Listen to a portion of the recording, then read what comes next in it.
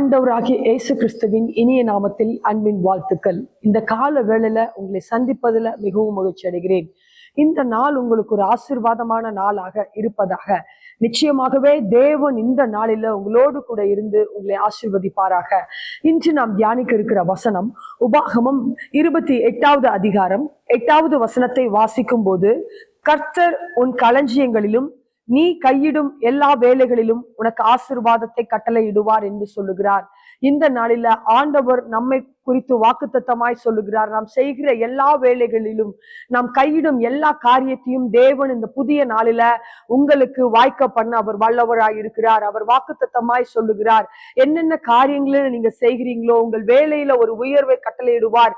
நீங்கள் எதிர்பார்த்திருக்கிற ஒவ்வொரு ஆசீர்வாதங்களை தேவன் உங்களுக்கு கொடுத்து இந்த நாளில் அவர் ஆசீர்வதிக்க வல்லவராய் இருக்கிறார். ஒருவேளை வேலையில ஒரு உயர்வு வேணும், நான் செய்கிற காரியத்தை தேவன் வாய்க்க பண்ண வேண்டும், என்னுடைய குடும்பம் ஆசீர்வதிக்கப்பட வேண்டும் என்று இந்த நாளில நீங்க ஆண்டவருடைய சமூகத்துல காத்திருந்தால் ஆண்டவர் இந்த நாளில சொல்லுகிறார், முன் களஞ்சியத்தையும் நீ கையிடும் எல்லா வேலைகளையும் உன்னை ஆசீர்வதிப்பேன் என்று சொல்லுகிறார்.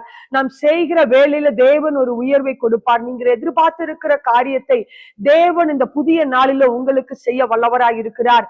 அவர் எப்பொழுது செய்வார் என்று பார்க்கும்போது, அதே 28ஆம் அதிகாரம் 2வது வசனத்தை வாசிக்கும் போது, உன் தேவனாகிய கர்த்தருக்கு நீ செவி கொடுப்பாயானால் கீழே சொல்லப்படுகிற எல்லா ஆசீர்வாதங்களும் உனக்கு வரும் என்று சொல்லுகிறார்.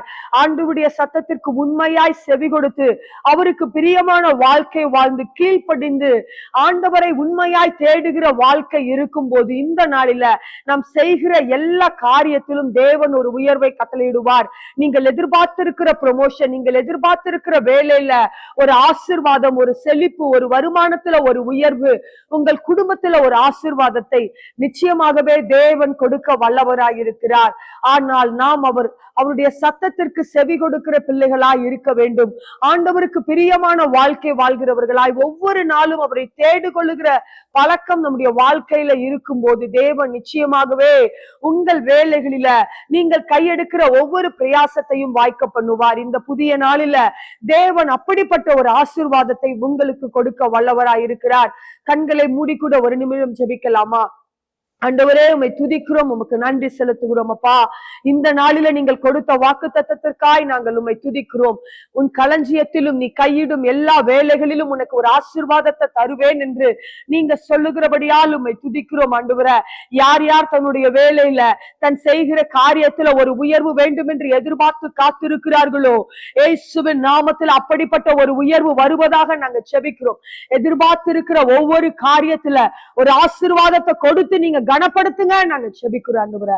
அப்படி செய்ய போகிறபடியால் உமக்கு நன்றி. இயேசுவின் நாமத்துல செபிக்கிறோம் எங்கள் நல்ல பிதாவே, ஆமென்.